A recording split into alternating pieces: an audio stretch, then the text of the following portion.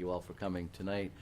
Before we begin, we were going to ask Angel if she could give us a brief summary of what is driving the tax increase this year, what areas of the budget are causing the amount of the tax increase this year. And Angel, thank you so much for agreeing to do that. Of course. So the largest driver this year is employee benefits. As we mentioned last night, we saw an average increase of 12.5%, which amounted to just about, just shy of $4 million. So as you mentioned on page 86, that's consuming about, or driving $139 of the estimated $299 increase, which is based on the 2025 certified valuations, and that $299 is for the average single-family home valued at $532,000. So obviously plus or minus. The next big category is funding for the Constantino. If you remember back to last year, our plan was to phase that in over multiple years. We're actually probably going to end up borrowing a little bit less, and we did try to capture the favorable market rates back in the fall, which we did. So we borrowed just about everything but $10 million of the remaining authorized debt for that, and we got a very good rate. That first payment will not kick in until fall of 2027, so that is reflected in fall of 2026, I'm sorry. So that's reflected in the 2026 operating budget, and there may be some small amount that we issue towards the end. The third category would be education. That just reflects a 2.5% increase for direct contributions to the school department. So Chapter 70, I came in, I believe we have that in the budget book, but it was, again, 6 or 7% in that range. I think the school department's ending up with over a 5% year-over-year increase between the direct and Chapter 70 contributions. On top of that, the next one down is the fire department overtime. The chief's here tonight. He can speak to that. There were some significant overtime needs in fiscal 2025. I think some of them were due to the wildfires, but he will, I think there are some. We can wait. Yes, some other needs, he can explain that. The last two reflected our inflation, just general inflation across the board, and then the settlement of collective bargaining, and finally state assessments. Thank you, Angel. You're welcome. Councilor Lewandowski. Oh, no. No? I have a question. Councilor Rogers. When you say state assessments, what does that mean? That's the cherry sheet assessments from the state. That they're asking us to pay? They essentially deduct it from our monthly state aid payment. Yeah. So it's things like a school choice, charter school, MBTA, mosquito control, yes. And how much is that usually? What percent was that? Or what? I sent that today. $10 out of Yeah. What was it? That was $10 out of the $299 increase. Yes, $10 out of that. Not $10 from the state. I actually just got the cherry sheet from the Senate budget, was released today. Let me see if I have that.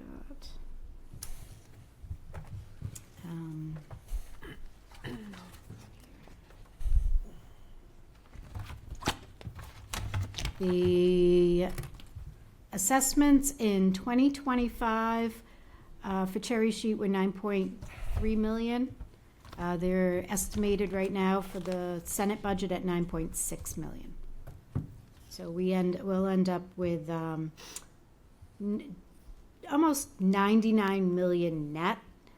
Chapter 70 is estimated this year at 94 million.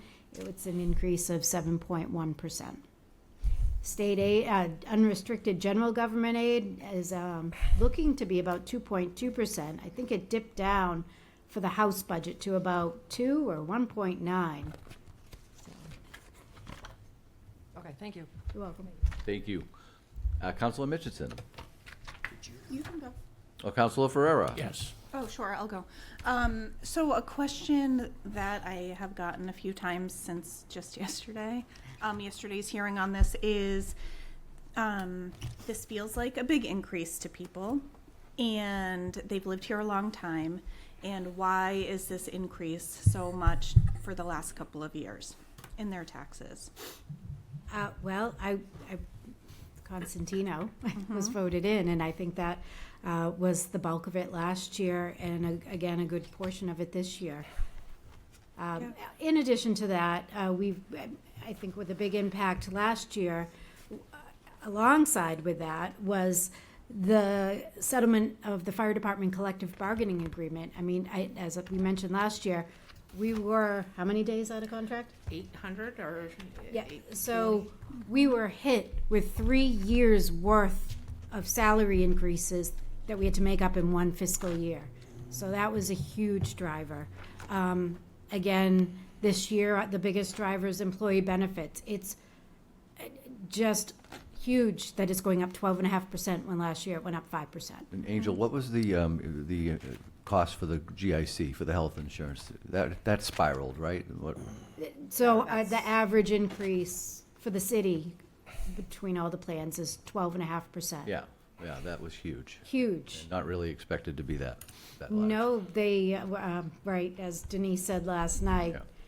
they usually give us a heads up in like early February what they're anticipating, and that is not Yeah. what they Yeah. let us know.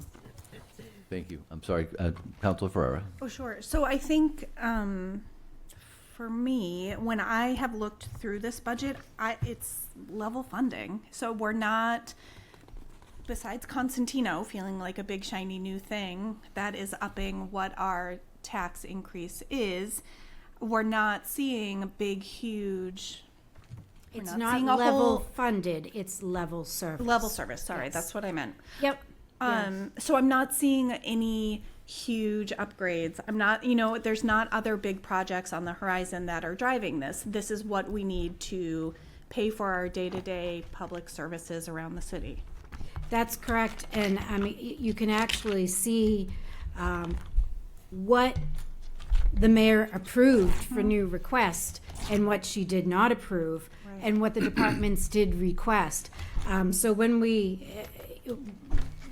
received all of the department requests, it was 278 million.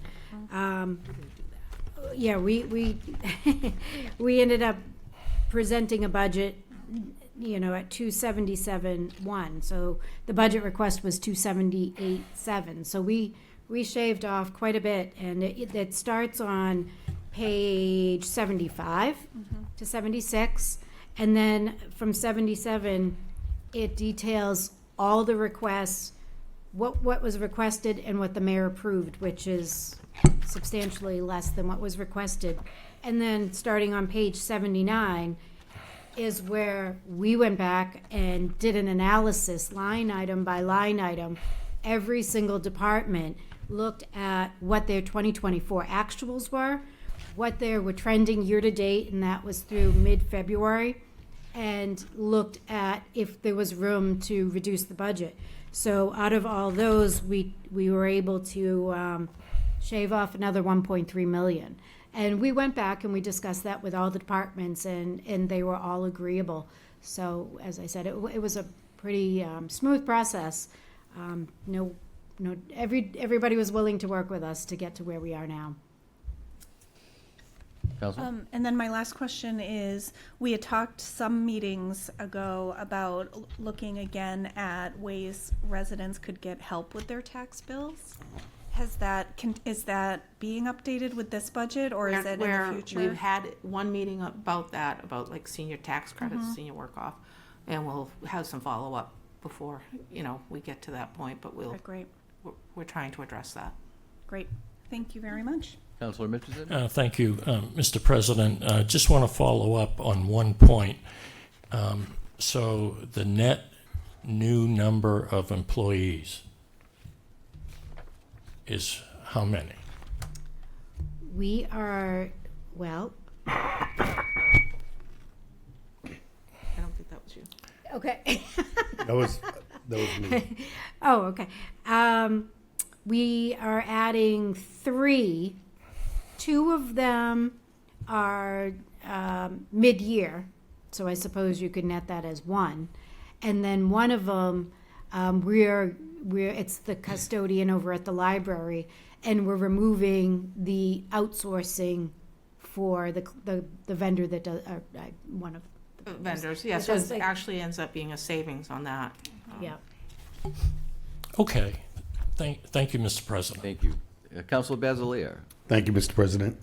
Madam Auditor, I'd like to return to the 12.5% increase. That's in GIC, so that people at home will understand that's the city's health insurance. So if you're a police officer or a teacher, yourself perhaps, some of us, collecting health insurance, we've seen a 12.5% increase, 5% last year. This is obviously an anomalous increase, right? I mean, it's not something we're used to seeing. Not in recent years. I think going back a decade ago, I know we had double-digit increases for a while. So, and I think right around COVID, health insurance rates did stop increasing, and I believe they said the driver was just, no more, nobody was able to get any non-urgent medical care, no more elective surgeries or non-critical surgeries, and the rates just did not go up. And I'm not sure what's driving this right now. I think I've heard rumblings about, continued rumblings about medication costs being behind it, but. That was my follow-up question. So, Madam Auditor, my next question is, this current budget, because I've taken some questions too, and I like to, people like simple answers. But, and I do too, because, you just can't know everything. This budget does in fact, despite all its challenges, fund services at an even level, prevent layoffs in all departments, and offer a balanced budget that will likely be approved by the state. Am I correct in those 3 things, ma'am? Yes, and furthermore, we really aimed to build a sustainable budget. So we wanted to make sure that what we were implementing now would be sustainable into the future, intertwined with achieving all of our financial benchmarks, our best practices, our internal policies, as well as the future goals that we know we want to have down the line, such as, like I said, the fire station, the new school, knowing that we need funding for the 16 new firefighters at some point. That's all included in there, as well as maintaining a level of excess levy that we feel is prudent in the case of an economic downturn, that we have that as a buffer. And what we also really consciously did was look at the amount of levy we would be using, and our goal was to minimize it and stabilize it going forward. So we did know that the taxes, the use of the levy was going to go up last year and this year. It was projected in the budget book last year due to that Constantino. But if you look at our 10-year projection going forward, I can point you to the page, it estimates a 3.3% levy increase for the next decade. So obviously, that can change based on any situations, but that's our plan. And we have a model now that we can adjust and try to meet that goal. Okay.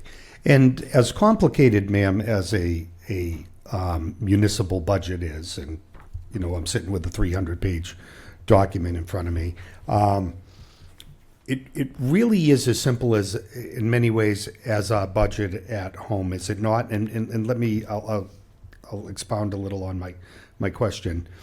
If I take home $5,000 a month and my bills suddenly go up, my health insurance, let's say 12.5%, I either have to, in order to keep a balanced budget at home, raise more revenue or cut things out. And in this case, on the city side, it would be services. It would be employees. It would be, I want to be very blunt for my constituents, it would be cops and it would be firefighters and it would be teachers and it would be others. And that's not happening. But isn't that true that any basic budget, 300 pages long, or the one I do at home on one sheet, if your costs go up, either your revenue has to go up or you have to cut in order to keep a balanced budget, period, correct?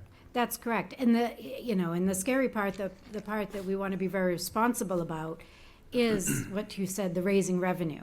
I've worked for a lot of communities, a lot of smaller communities, that every single year they're maxed out on their levy. So they have no wiggle room. They rely on the 2.5% and new growth, and that generally doesn't cover their cost of inflation, collective bargaining. I worked for a community during the Great Recession, and that was exactly the case. And what the option was is to shut off streetlights. We got rid of lifeguards. We shut off streetlights. We reduced trash pickup. That's what you had to do. So we are consciously making sure that we're maintaining in this long-term budget a level of excess levy in case of an economic downturn. Who's to say if it's enough? We wouldn't know until we're faced with that situation, but that's the plan. Gives All us a right. few options. Gives us more options. All right. Thank you, Madam Moderator. Thank you, Mr. President. Thank you. Vice President Jordan. Thank you, Mr. President. I think going back to Councilor Ferreira's comment about we're hearing from members of the public and last year's big increase and another potential big increase this year, not as much as last year. Last year, my recollection was 365, was lower than originally projected at 400, but you mentioned last year, and I thought you two of you, even the mayor, articulated clearly that part of last year's big increase, which some people may have forgot, was when the previous mayor left, money was spent down quite a bit. There was not much there, and you were trying to build back up some of the reserves to an appropriate level. Am I correct that that was part of what last year's increase was about? That was part of it, yes. Yeah. So thank you for that, and just hopefully, again, I get that for people who are living on fixed budgets, and any increase is going to be challenging. But the other thing, for those who will watch this tomorrow, since it's not watching it live, we had Chris Webb here just a month and a half ago, and we asked that question about, despite last year's increase, where our tax rates were compared to the other communities in Essex County.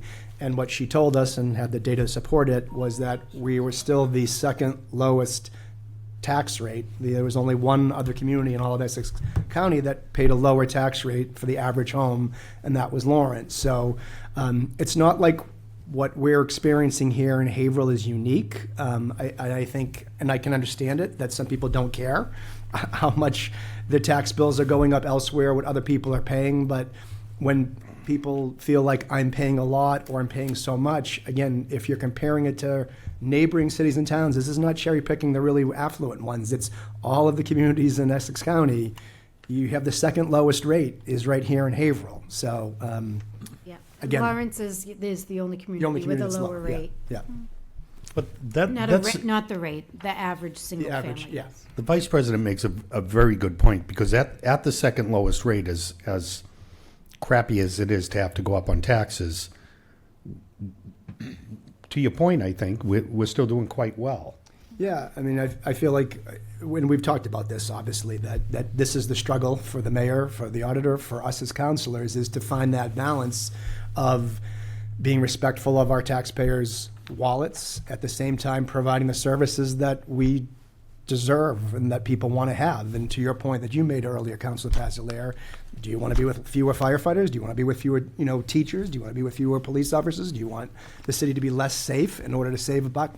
I don't, and that's. I will just add that my constituents that I talk to, when I propose that question, Mr. Vice President, they are falling 100%, and it's not like I'm talking to 700 people, But in the couple dozen people that have talked to me in the last couple days about the budget, when I asked them bluntly, would you rather pay this tax increase or have one less engine show up if your house is on fire?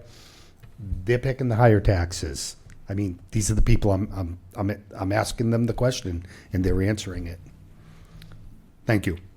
Thank you, Mr. President. Thank you. I don't see any more lights on. Angel, I want to thank you for allowing us to ask all these questions of you, and I know you didn't really know about it till you sat down. So Thank we you, do no problem. appreciate it, and I'm sure the public. Good job after being put on the spot, Madam Auditor. Yeah, Thank you.